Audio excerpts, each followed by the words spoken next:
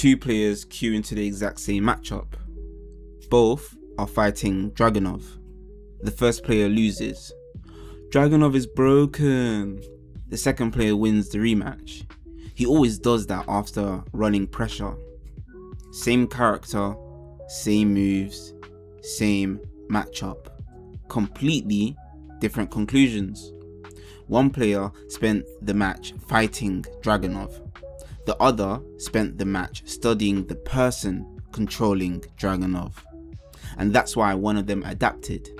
Because here's the truth that most Tekken players never realize. Characters don't make decisions. Players do. Every round, your opponent is telling you exactly how they think. The question is, are you listening? Welcome back to How Winners Think. Most Tekken advice focuses on characters. Learn the matchup, study the frame data, understand the punishments, and those things do absolutely matter. But once you reach a certain level, everyone knows the matchup. Everyone has watched the guides. Everyone understands their character's strengths. So why do some players seem impossible to beat, while others fall apart after just one round? The answer isn't hidden inside the character select screen. It's hidden inside human behavior. Today, we are going to talk about one of the biggest differences between average players and elite competitors. Average players fight the character. Elite players fight the player. And once you understand that difference, Tekken starts to look like an entirely different game. Now, imagine someone asks you, what makes Kazuya dangerous?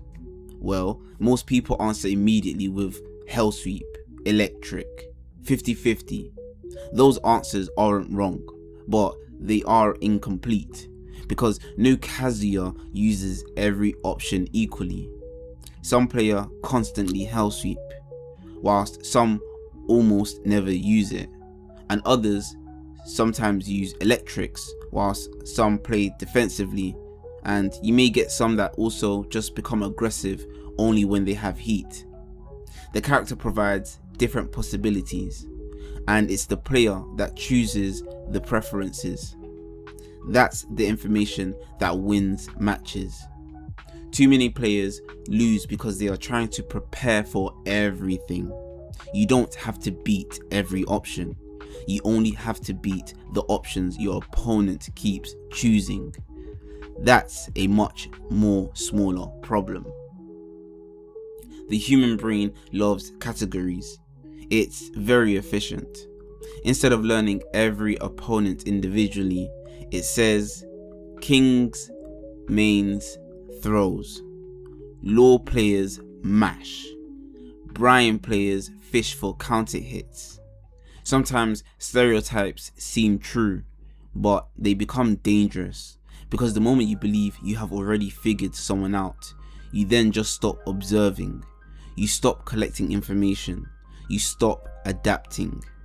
Instead of reacting to what your opponent is doing, you are reaching/reacting to what you're expecting them to do. That's confirmation bias.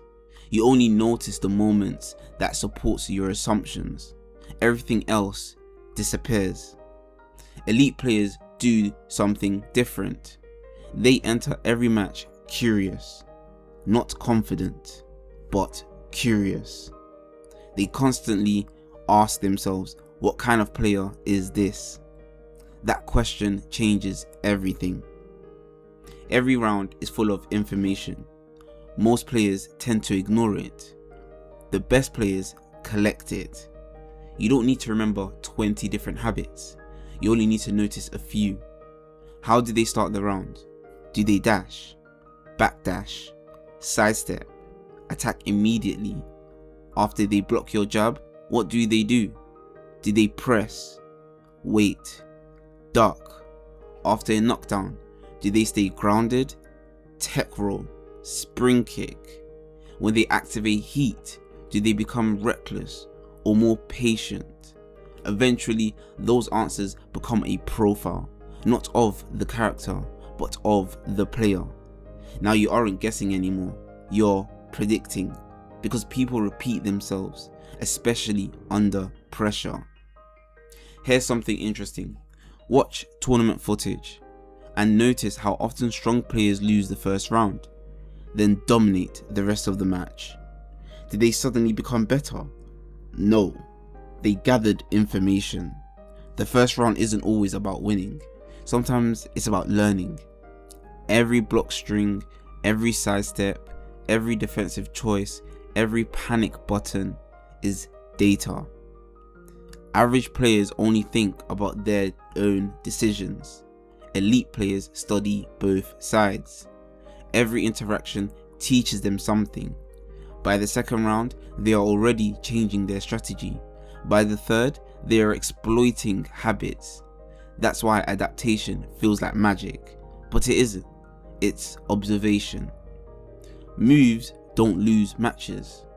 Patterns do. Think about the players you've struggled against. Were they using impossible techniques? Usually not. They were repeating situations you never noticed. Maybe they always attacked after plus frames. Maybe they always ducked after blocking 2 jabs. Maybe they always sidewalked after heat engager. Those aren't character traits. They are human habits. Habits are predictable. Predictable things can be punished.